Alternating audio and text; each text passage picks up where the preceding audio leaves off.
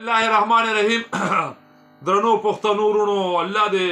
تاسو ټول ښاد او آباد لري سیوا د پاکستان تحریک انصاف د بې غیرتونه او هغه ځکه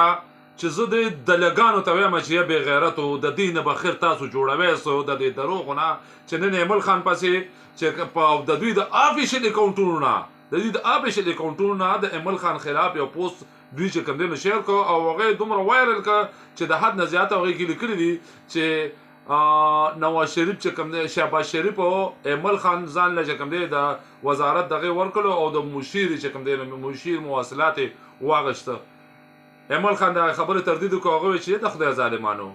مونږه د صدارتي چې ولی خان بابا ته چې کوم دی دغه شی مونږه هغه چې کوم دی نه دی اغشته د وزیر اعظم دغه نه دی اغشته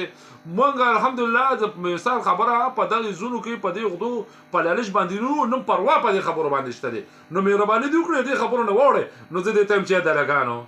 دلګانو ستاسو پایا څه کارشته مړه د خپل پرتګونم چې هلته کې کم پراته دي پړی چوک کې ما بربند را تښتېدلې نو خدای ته وګوره هغه پرتګونه راوړی پرتګونه راوړی د لګانو د کسونه واوړی کله یو پسې ډرامه او کله بل پسې ډرامه مړه خپله خو چې کوم دی نو په ایماندار تاسو هغه